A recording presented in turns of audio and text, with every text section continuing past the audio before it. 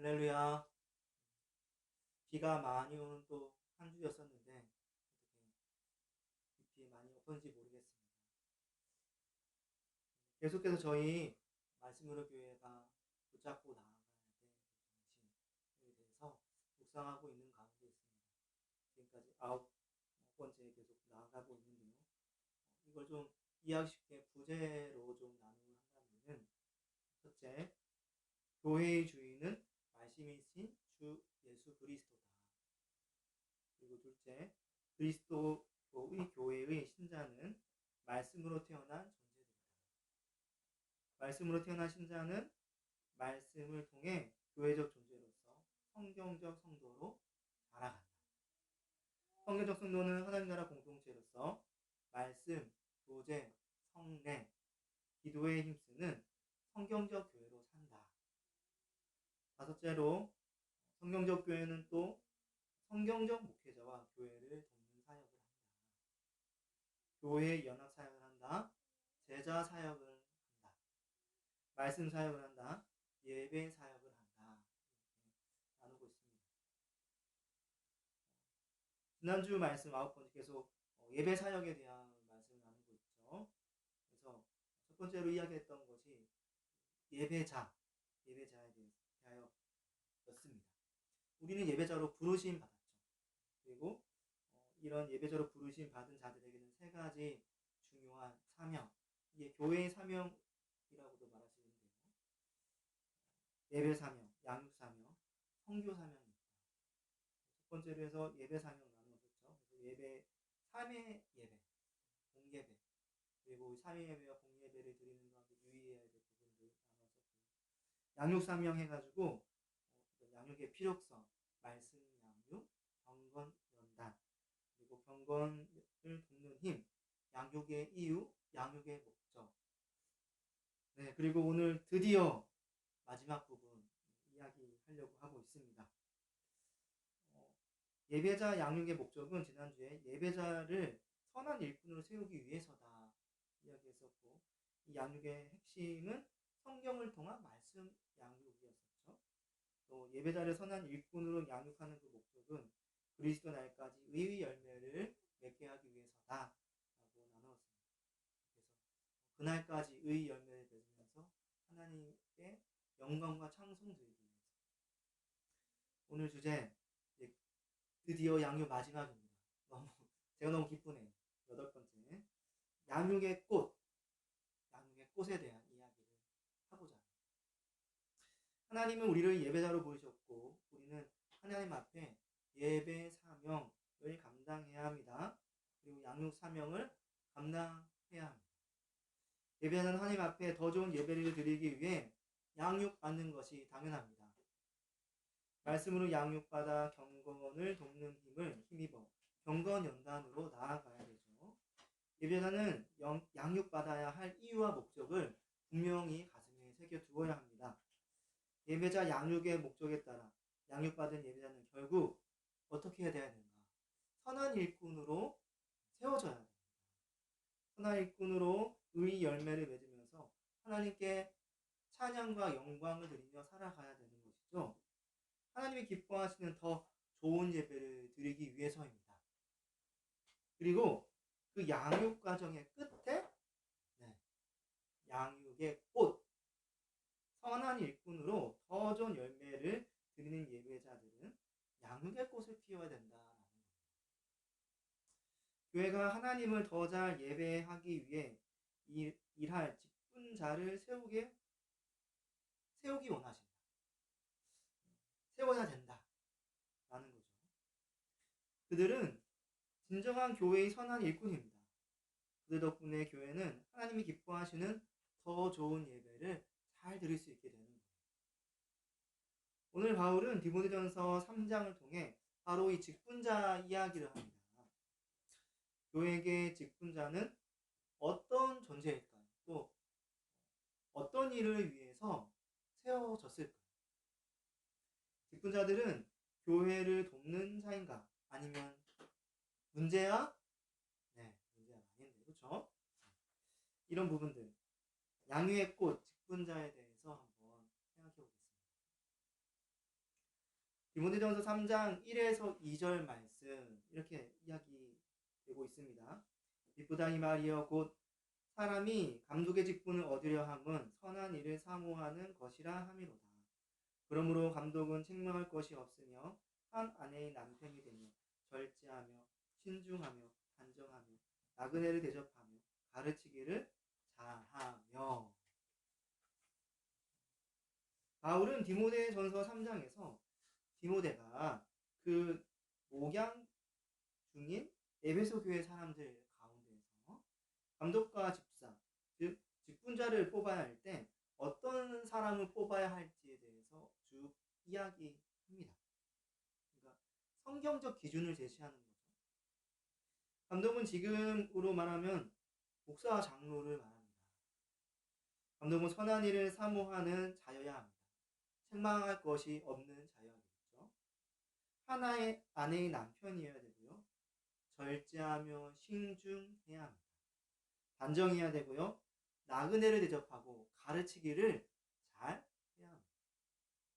바울은 1절에서 7절까지 이런 감독이 되고자 하는 성도의 기준을 쭉 이야기합니다. 그리고 8절부터 9절에는 이런 이야기를 합니다. 이와 같이 집사들도 정중하고 일구이연을 하지 아니하고 술에 임박이지 아니하고 더러운 일을 함하지 아니하고 깨끗한 양심에 믿음의 비밀을 가진 자라야 할지니.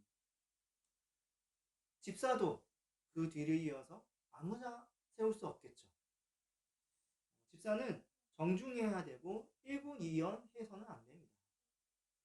술에 임박이지 않고 더러운 이도 탐해서는 안 됩니다. 집사의 주로 하는 일이 재정적인 부분이 그렇지 않겠습니까? 구제하고. 깨끗한 양심에 비밀을 가진 자라야 이것을 하기 합당하다. 그 믿음의 비밀, 복음에 대해서 깊이 아는 자여야 되는 것입니다. 8에서 13절 내용이 이런 집사 기준에 대한 내용이라는 것도 잘 알 수 있겠죠. 바울은 분명 교회가 직분자들을 아무나 세워서는 안 된다는 것을 잘 말해주고 있는 겁니다. 감독과 집사에게는 그에 걸맞는 덕목, 인격, 그리고 가르치기, 하나님에 대한 말씀, 믿음의 비밀, 이런 것들을 깊이 아는 자가 하나님의 직분자로서 세워져야 된다는 걸 말하고 있습니다. 이런 조건들은 직분자가 상당히 양육을 잘 받고 검증도 되고 교회의 선한 일꾼으로 이미 정평이 난 자여야 된다는 것을 알 수 있는 대목입니다. 즉, 잘 양육받은 선한 일꾼들이 직분자도 될 수 있다. 그런 직분자로 세워져야 한다. 이런 거죠. 누구나 그렇게 생각할지도 모르겠습니다.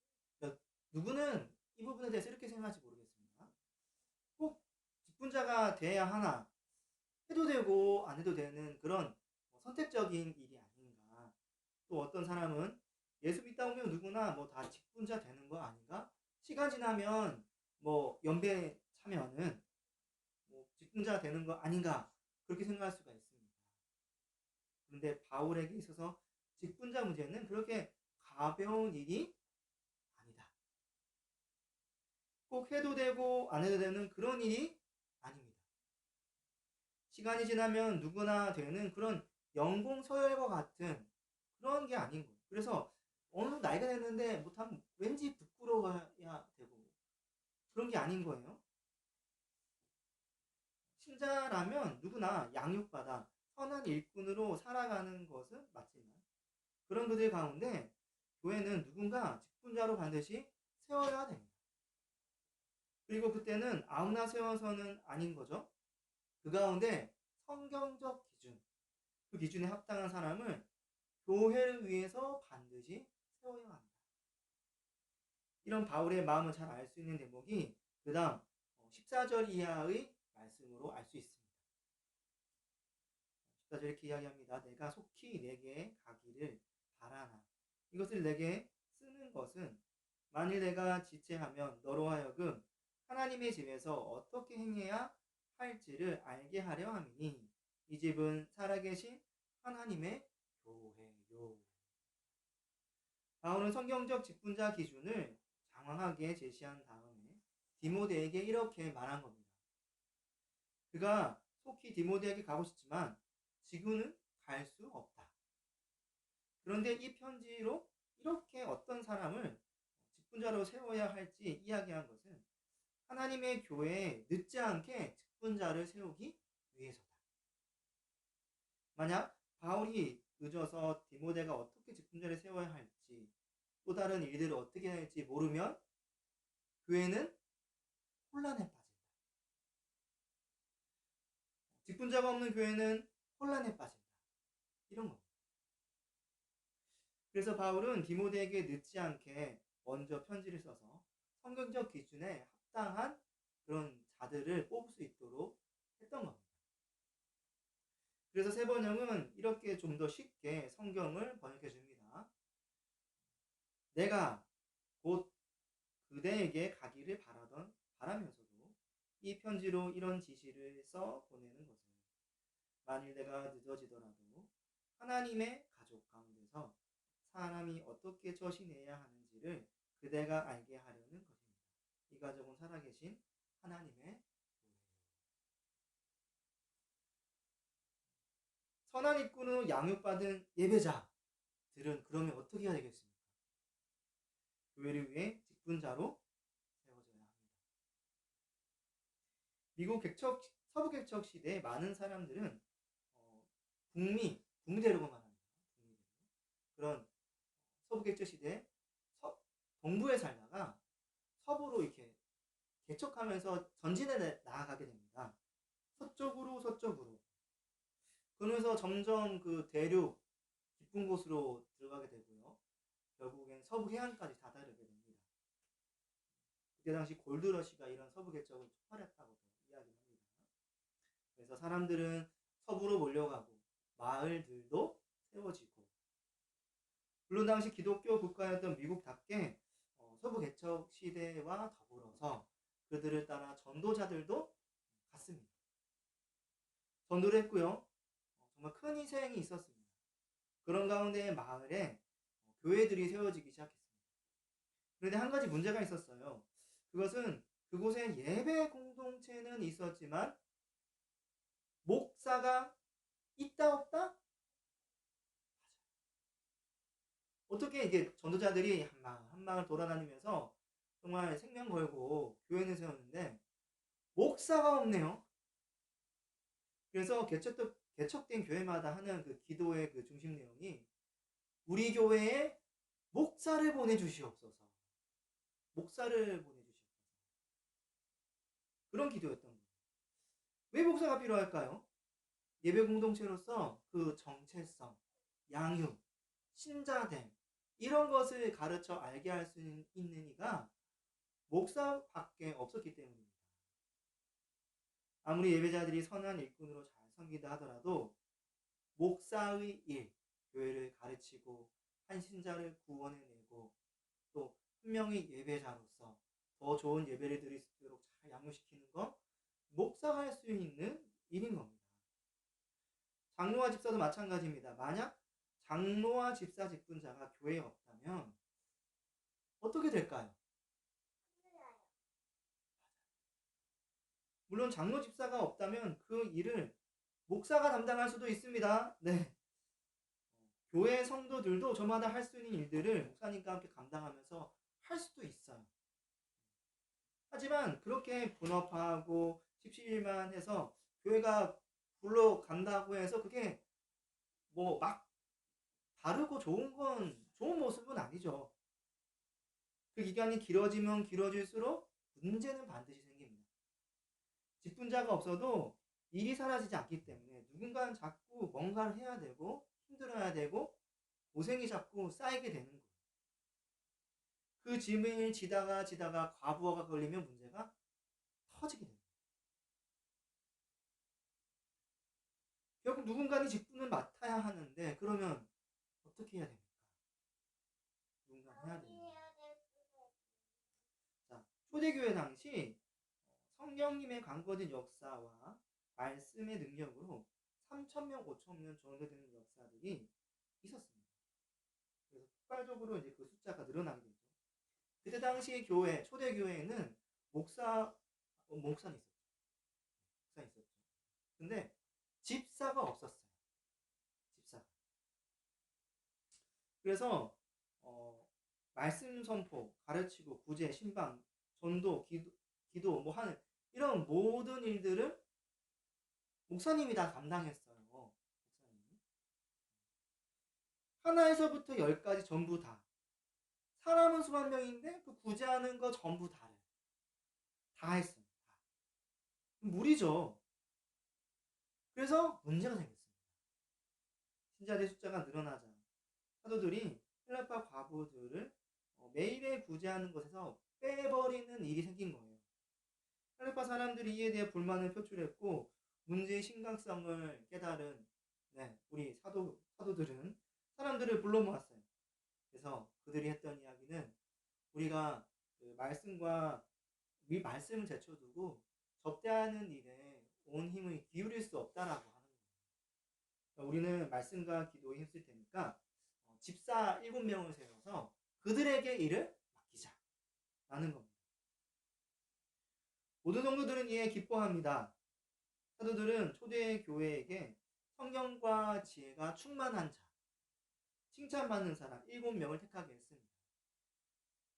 그러자 그들은 믿음과 성령이 충만한 사람 7명을 택했고 사도들은 그들에게 안수하여 집사로 세웠습니다. 즉 이런 과정들도 보면은 아무나 안 세웠어요. 성령이 충만한 자, 지혜가 충만한 자, 믿음, 그런 말씀들이 충만한 자, 그런 자들, 칭찬받는 자. 자, 그 결과는 어땠을까요? 그 결과. 대성공입니다. 대성공. 사도들이 말씀과 기도에 전무함으로 초대교회는 말씀이 흥황하는 역사가 나타납니다. 또 예루살렘 교회의 제자수도 힘이 더 많아지기 시작한 거예요. 더 놀라운 것은 더 나아가서 제사장의 허다한 무리도 복종하는, 그들은 복음을 거부했었죠. 반대자들이었었는데 그들이 이제 말씀이 흥황하고 집사들 때문에 잘 구제도 되고 쟤들이 많이 모이기 시작하니까 이제 그들까지도 이 복음에 복종하게 되었습니다. 하나님 이끄는 양육받은 예배자들은 교회를 위해 직분자로 잘 세울 때 바로 이런 역사가 교회 가운데 나타나게 되는 거예요. 그러므로 선한 일꾼으로 양육받는 예배자들은 교회를 위한 직분자로 세워져야 합니다. 어떤 사람들은 이렇게 말할지 모릅니다. 요즘 같은 세상에 누가 그 무겁고 어려운 일, 직분을 감당합니까? 그러나 저는 이렇게 이야기하고 싶습니다. 직분은 양육의 꽃이다. 잘 양육받는 예배자는 선한 일꾼으로 살아야 되겠죠. 이때 선한 일꾼으로 양육받는 자는 가장 아름답고 영광스럽게 드러낼 수 있는 한 방식을 기억해야 됩니다. 그 자리. 그 자리가 바로 직분의 자리라는 거예요. 그래서 직분은 양육의 꽃이다. 그래도 직분을 꽃이라고 하는 건 좀 너무 나간 거 아니냐, 뭐 이렇게 또 이야기할지도 모르겠습니다. 교회의 직분을 양육의 꽃이라 할 수 있는 것은 제가 그냥 마음대로 이렇게 생각해낸 그런 것이 아닙니다. 그리스도의 3가지 직분을 대신하는 것이 교회의 직분이기 때문에 그런 거예요. 예수님은 하나님의 영광이시죠. 하나님의 충만이시고 하나님은 온전히 이 땅 가운데 드러내신 분입니다. 이 땅에서 예수님만큼 하나님의 영광을 드러낸 자도 없습니다. 그 예수님이 우리를 위하여 하셨던 이 모든 사역은 하나님의 영광을 드러내는 사역이었습니다. 그러므로 예수님의 3가지 직분, 제사장, 선지자, 왕, 이런 것들을 대신하는 교회의 직분은 그리스도께서 이 땅 가운데 드러내셨던 그 영광, 하나님의 영광을 드러내는 아주 중요한 직분, 일이라고 할 수 있습니다. 교회의 집사 직분은 예수님의 제사장 직분을 대신하는 겁니다. 집사, 디아코노스, 하인, 종, 집사입니다. 주의 명령을 수행하는 사람이고요. 식사 시중을 두는 자, 고제의 일 그런 것들을 하는 거고요. 청지기 이렇게도 불려집니다. 그래서 집사를 섬기는 자리, 섬기는 자리라고도 말합니다. 섬기라고 하는 말, 제사장과 별로 관계가 없어 보이죠. 아닙니다. 그러나 실상은 그렇지 않습니다. 예수님이 이 땅에 오신 이유를 스스로 어떻게 이야기했는지 살펴보면 됩니다. 마태복음 20장 28절을 보면은 예수님은 스스로 인자라고, 구약에 예언된 메시아, 이게 인자라고 하는 표현입니다. 자신을 메시아라고 하면서 이렇게 이야기합니다. 마태복음 20장 28절, 인자가 온 것은 섬김을 받으려 함이 아니라 도리어 섬기려 하고 자기 목숨을 많은 사람의 대속물로 주려 함이라. 예수님 스스로 이 땅에 섬기러 오셨다고 말씀하셨습니다. 서비스하러 집사 일을 하려고 오셨다고 말씀한 겁니다. 그런데 예수님의 섬김은 일시적으로 일하는 그런 섬김이 아닌 자기 목숨은 우리 대속물로 우리의 죄를 대신하여 섬기려고, 희생하려고 왔다, 이렇게 말하고 있습니다. 히브리서는 우리를 위하여 화목제물로 자신을 담보해드린 예수님을 대제사장으로 표현합니다. 히브리서 3장 1절 말씀에 그러므로 함께 하늘의 부르심을 받은 거룩한 형제들아, 우리가 믿는 도리의 사도이시며 대제사장이신 예수를 깊이 생각하라. 그 섬기로운 예수님을 대제사장이라고 말합니다. 히브리서 7장 27절 이렇게 말합니다. 여기서 그는 예수님이죠. 저 대제사장들, 사람 대제사장을 말합니다. 먼저 자기 죄를 위하여, 다음에 백성의 죄를 위하여 날마다 제사를 드리는 것과 같이 할 필요가 없으니 이는 그가, 예수님을 말합니다. 그가 단번에 자기를 드려 이루셨음이라. 그렇죠. 대제사장 예수님은 이 땅에 자기를 단번에 제물로 드리기 위해서 오셨다. 예수님은 또 내가 인자라고 말하면서 내가 너희를 섬기러 왔다. 섬기는 게 어떻게 섬기는 거냐면은 자기를 드림으로써 섬긴다. 그래서 집사 직분은 제사장과 마찬가지입니다. 비유적으로 그렇게 예수님의 직분을 대신한다. 이 교회에서 생각할 수가 있습니다. 그럼 또 제 교회의 목사와 장로 직분은 예수님의 선지자가 왕 직분을 대신한다고 볼 수 있습니다. 선지자는 하나님의 백성들에게 말씀을 선포하는 직분이죠.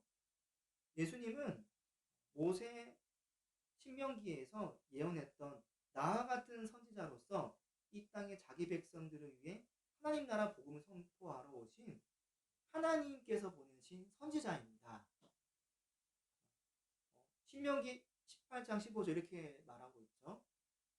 내 하나님 여호와께서 너희 가운데 내 형제 중에 너를 위하여 나와 같은 선지자 하나를 일으키시리니 너희는 그의 말을 들을지니라.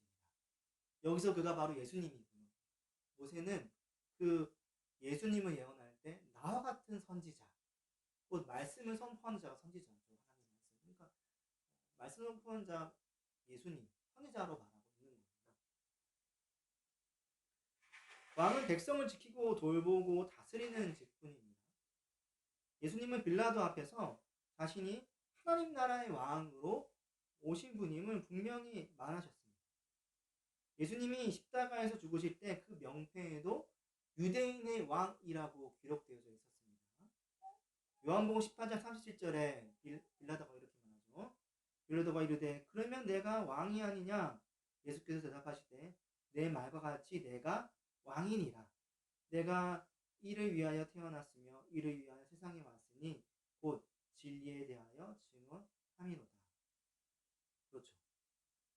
목사는 말씀을 가르치고 그 말씀으로 다스리는 직분입니다. 장로는 목사로부터 말씀을 배워 목사의 가르침 받은 대로 신자들이 잘 살고 있는지 살피면서 또한 도움을 주는 자들입니다. 또 목사의 목양 사역을 도와서 교회를 다스리는 그런 사역을 같이 함께합니다. 이렇게 볼 때 교회의 목사와 장로 직분은 예수님의 선지자와 왕 직분을 대신하는 거다라고 말할 수 있는 거예요. 그런 예수님의 직분을 대신하는 영광스러운 직분이라고 말할 수 있는 거예요. 그러므로 예수님의 직분을 대신하는 교회 직분은 양육의 꽃이라고 말할 수 있습니다. 죄인이었던 자가 구원받아 예배자가 된 것입니다. 그리고 말씀으로 양육받아 선한 일꾼이 된 것이고요. 이것도 사실 참 감사하고 기쁜 일이죠. 그런데 더 나아가 양육을 통해서 그리스도의 직분을 대신한다.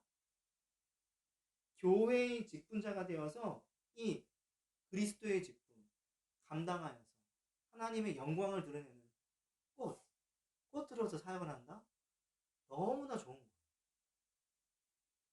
하나님 앞에서 직분자는 그렇게 아름답고 선한 일입니다. 그래서일까요? 바울은 교회의 직분자로 섬기는 자들에게 얼마나 풍성한 은혜가 있는지도 알려줍니다. 디모데전서 3장 13절 말씀에 이렇게 말하죠.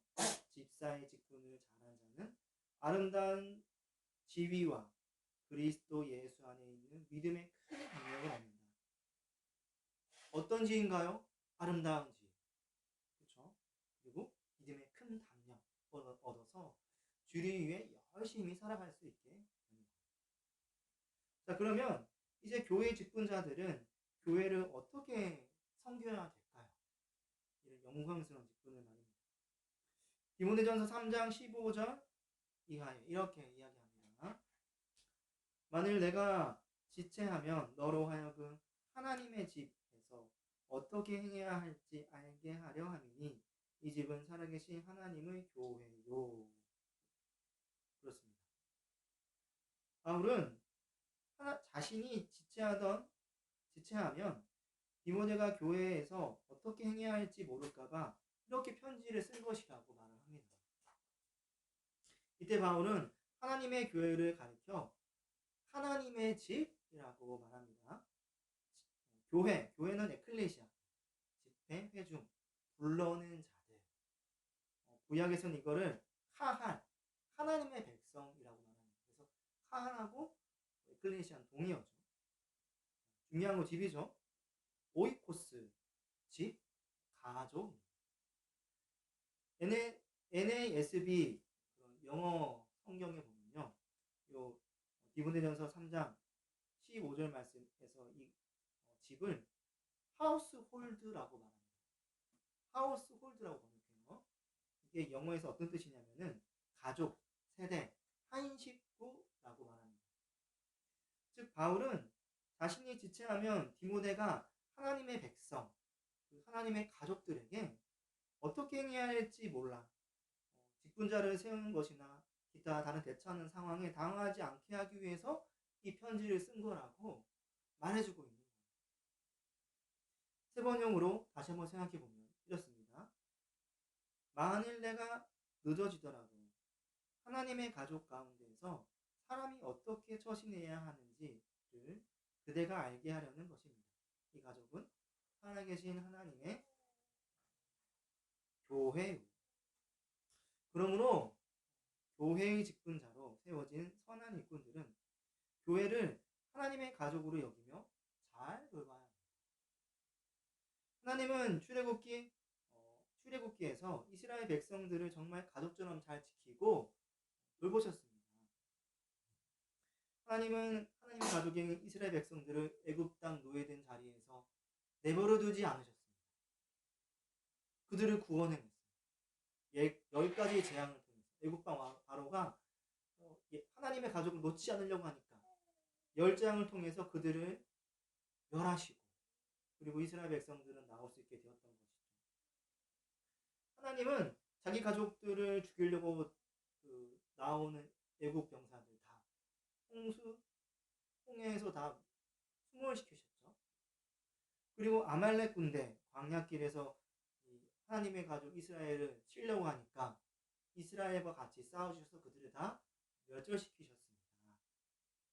하나님은 광야길 가운데서 배고프다고 목마르다고 하는 그런 하나님의 가족들에게 먹을 것을, 물을, 바위를 터뜨려서 주셨었죠. 하나님은 광야길 가운데에서 더위에 지치는 그들을 위해서 구름 기둥을 주시고, 또 추위에 춥지 않도록 불기둥도 주시고, 모세를 통해서 가족들이 율법과 하나님의 말씀을 잘 가르침 받을 수 있고, 마치 아버지가 자녀를 가르치듯이 그렇게 아버지로서 자녀된 그런 이스라엘을 잘 가르쳤습니다. 하나님은 때론 범죄하는 백성들에게 죄도 다스려 주셨고 그들을 정결하게 할 수 있게끔 도와주셨어요. 또 40년 광야 생활 동안 그 하나님의 가족들이 옷이 해지거나 또 신발이 해지거나 하지 않도록 보호하셨다고 구약 성경 가운데서 이야기하고 있습니다. 정리하자면 하나님은 구약 성경에서 좀 무서운 하나님으로 이야기되어지는 것이 보통이지만 천천히 살펴보면은 하나님의 가족 이스라엘, 하나님의 백성들을 잘 돌보셨습니다. 가족처럼. 하나님만 그러셨나요? 아닙니다. 예수님도 오셔서 하신 일은 하나님의 백성인 가족들을 잘 돌보시고 다스려 주신 거예요. 예수님은 이 땅에 직접 성신하셔서 그 가족들과 함께 하셨습니다. 예수님은 하나님 나라 복음을 선포하실 때에도 가족처럼 친근하게 가르치셨어요. 사복음서에 보면은 예수님이 개인적으로 가르치는 이야기들도 많이 나타나요. 제자들과 함께 먹고 마시고 사역하면서 그들을 가족처럼 잘 대해주셨고, 예수님 앞에 나오는 자들을 거절하지 아니하고 잘 돌보셨어요. 아이들도 그 당시에는 잘 무시하기 일쑤였는데 자신에게 나오는 아이들을 내쫓지 말라 하시면서 그들에게 안수해 주시고 자신의 자녀처럼 잘 돌봐주셨죠. 예수님은 죄와 고통, 죽음 가운데 있는 자기 백성들을 그냥 두지 않으셨습니다. 가족처럼 잘 돌보셔서 죄를 사하여 주시고 또 그들에게 먹을 것을 주시고 또 고통당하는 자들을 치료하시고 살려주셨어요. 그들과 함께 슬퍼하시면서 그들과 함께 기쁨도 얻으셨습니다. 예수님은 목자 없이 헤매는 그들에게 나아가셔서 그들을 가르치시고 오병이어 사건 모든 것들을 잘 먹이셨었죠. 예수님이 오셔가지고 가족처럼 하나님의 백성들을 얼마나 잘 돌보셨는지 잘 알 수 있는 내용입니다. 가장의 심정인 것은 뭐니 해도 십자가 죽으심이죠. 자기 가족을 위해서 자기의 목숨을 내놓고 희생하신 거예요. 예수님이나 하나님이나 그렇게 가족처럼 우리를 돌봐주셨습니다. 그런데 교회 직분자로 세워진 선한 일꾼들이 교회를 하나님의 가족으로 여기지 않고 마치 손님처럼 피상적으로 대하면서 그냥 퍼레어식 형식적으로 대한다면 어떻게 되겠습니까? 나는 교회의 직분자, 직원, 너희들은 뭐 그냥 아무것도 아닌 사람, 마치 권위를 붙잡은 사람인 것처럼 생각하면서 돌보기는 신경 쓰지 아니하고 자기들의 권위만 주장한다면 어떻게 될까요? 맞아. 직분자로서 자격 상실입니다. 그래서 직분자들은 선한 일꾼으로서 잘 양육받아서 직분자로 세워진 자들은 그 교회를 하나님의 가족처럼 잘 돌봐야 됩니다. 그리고 마지막으로 이 직분자들 교회를 어떻게 섬겨야 될까요? 디모데전서 3장 15절 말씀 하반절에 이렇게 말합니다. 이 집은 살아계신 하나님의 교회요 진리의 기둥과 터니라. 그렇죠? 바울은 하나님의 백성, 하나님의 가족인 교회가 또한 진리의 기둥과 터라고 이야기합니다. 교회는 진리의 기둥입니다. 마치 기둥이 지붕을 하늘 위로 떠받들어 올려서 지붕이 자기 역할을 잘 감당할 수 있게 한 것 같이 기둥이 제 역할을 한다. 기둥인 교회가 제 역할을 한다. 이런 겁니다. 많은 사람들이 그 기둥 위에 올려진 진리를 보고 저곳에 생명의 복음이 있구나. 진리가 있구나 하면서 나올 수 있게끔 교회가 이 진리를 번쩍 기둥 위에 들어올린다는 거예요. 진리를 많은 사람들에게 선포하고 알리고 가르치고 하는 그 역할, 교회가 기둥으로서 감당한다. 이렇게 볼 수 있습니다. 그러니까 옛날 헬라 시대 신전의 기둥들이 바로 그런 역할을 했다고 합니다. 기둥들이 각 신전에서 어떤 역할을 했냐면 신전의 지붕을 높이 올려서 저기에 무슨 신전들이 있구나. 각 신전들이 어딘지 알게 가지고 그 각각의 신전의 신들 앞에 나와서 예배드리고 사용할 수 있게끔 했다는 거예요. 교회가 진리를 마치 그렇게 기둥처럼 높이 들어서 선포하고 알리는 역할을 합니다. 교회는 진리의 터입니다. 마치 한 건물의 터가 든든히 그 건물의 기초가 되어주는 것과 같습니다. 어떤 건물이 태풍, 홍수, 지진이 일어나거나 같은 이런 천재지변이 있을 때에도 이 집안, 터, 교회가 터로서 든든하게 딱 버텨주니까 그 위에 있는 진리가 흔들리지 않게 됩니다. 이를 통해 이 땅의 진리의 내용이 변질되지 않고 다음 세대로 또 다음 세대로 교회가 진리를 계속 전수해 주는 역할, 유지해 주는 역할을 감당하는 거예요. 교회가 기둥과 터로서 높이 들고 지켜야 할 진리를 바울은 어떻게 이야기하고 있을까요? 다음과 같이 디모데후서 3장 16절에 이야기합니다. 그도 다 경건의 비밀이여 그렇지 않다는 이가 없도다. 그는 육신으로 나타난 바 되시고 영으로 의롭다 하심을 받으시고 천사들에게 보이시고 만국에서 전파되시고 세상에서 믿음 바 되시고 영광 가운데 올려지셨느니라.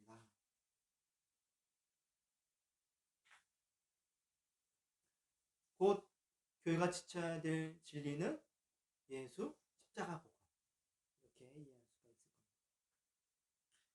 이제 교회의 직분자들은 이 교회를 위해서 어떻게 섬겨야 될까요? 그러면 교회의 직분자들 세워진 선한 일꾼들은 교회가 진리의 기둥과 터의 역할을 잘 감당하도록 섬겨야 됩니다.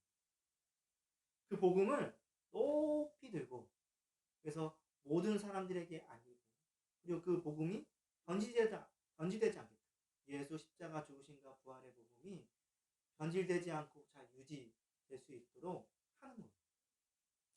바울이 사역하던 당시 데살로니가 교회의 직분자들이 이 데살로니가 교회를 진리의 기둥과 터로서 역할 잘 하도록 했던 것 같습니다.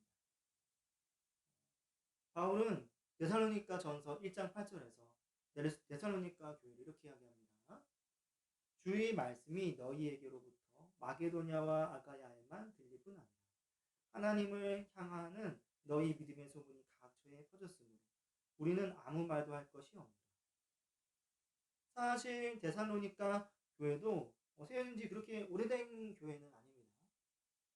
바울이 2차 전도 여행 때 처음 세웠습니다.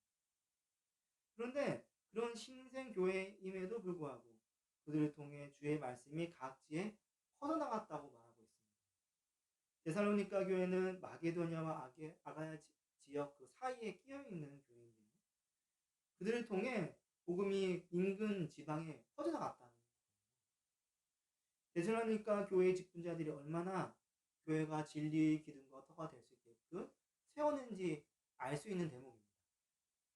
데살로니가 교회가 진리의 기둥과 터 역할을 잘 감당했다는 사실을 이어진 데살로니가 전서의 그 말씀으로 또 알 수가 있습니다. 데살로니가 전서 1장 9, 10절 말씀 이렇게 말하죠. 그들이 우리에 대하여 스스로 말하기를 우리가 어떻게 너희 가운데에 들어갔는지와 너희가 어떻게 우상을 버리고 하나님께로 돌아와서 살아계시고 참되신 하나님을 섬기는 자와 또 죽은 자를 들 가운데서 다시 살리신 그의 아들이 하늘로부터 강림하실 것을 너희에게 어떻게 기다리는지를 말하니 이는 장래의 노하심에서 우리를 건지시는 예수니라. 데살로니가 교회가 얼마나 복음을 잘 전했던지 바울과 함께 사람들이 다른 사람들에게 묻기도 전에 그들이 먼저 이렇게 야 데살로니가 교회 참 잘하더라. 그들이 예수 복음 참 잘하더라. 예수님의 부활과 죽으신 그 복음은 굳게 믿고 잘 살아가더라. 이야기했던 거예요. 그 말인즉슨 그 데살로니가 교회의 직분자들, 감독, 목사와 장로, 또 집사 이런 자들이 얼마나 제 역할을 잘 감당했는지 알 수 있는 대목입니다. 자, 그런데 교회의 직분자로 세워진 선한 일꾼들이 교회가 진리의 기둥과 터 역할을 잘 감당하도록 섬기지 못한다면 어떻겠습니까? 교회는 더 이상 복음을 높이 드는 곳이 되지도 못하고요. 그냥 사람 사귀는 커뮤니티가 되지 않을까요? 이런 일을 막기 위해서 어떻게 해야 되겠습니까? 직분자들이 그 교회가 진리 기능과 터 역할 잘 감당하도록 해야 되는 겁니다. 이제 말씀을 읽겠습니다. 선한 일꾼을 양육받은 예배자들은 교회를 위해 직분자들로 세워져야 합니다. 교회 직분자로 세워진 선한 일꾼들은 교회를 하나님의 가족처럼 잘 보살펴야 합니다.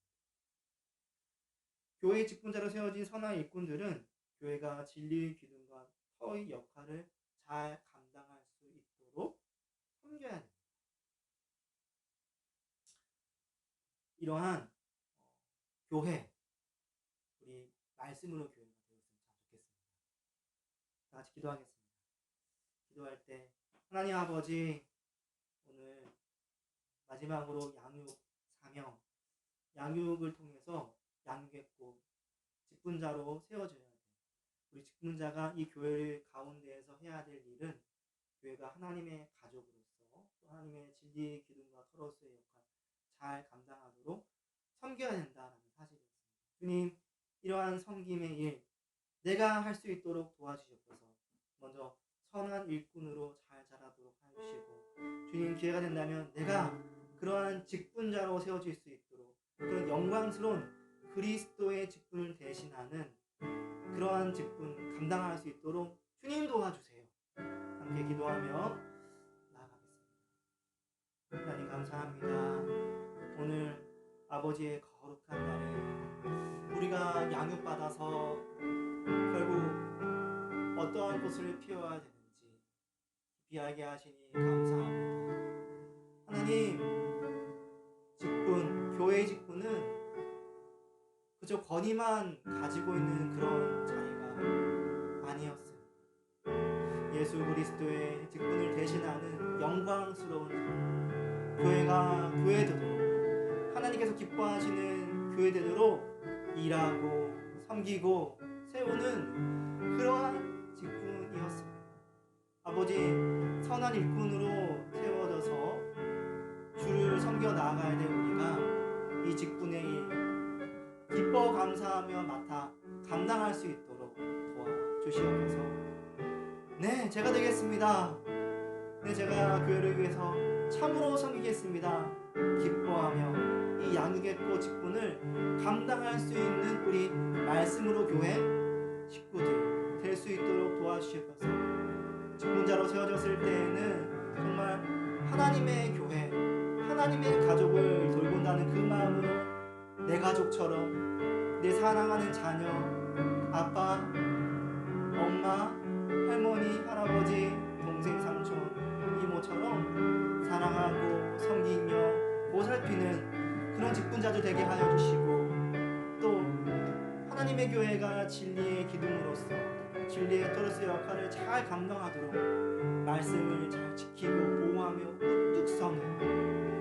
우뚝 서게 하는 그런 직분자들 되게 할 수 있도록 도와주시옵소서. 직분자가 해야 할 일 교회 가운데에서 하며 나아가는 그런 것들이 아닙니다. 참되게 가족들을 돌보고 말씀 높이는 일인데, 아버지, 이런 일을 잘 감당하는 우리 말씀으로 교회 직분자들이 이후에 미래에 잘 세워질 수 있도록 도와주시옵소서. 아직은 그런 직분 감당할 자가 아버지 보이지 않지만 주님께서 기뻐 불러주시는 그런 자들 주님의 은혜 가운데서 살리고 선한 일꾼으로 세워서 직분자로 섬길 수 있도록 하는 우리 교회 될 수 있도록 주님 도와주셔서 예수님 이름으로 기도합니다. 아멘.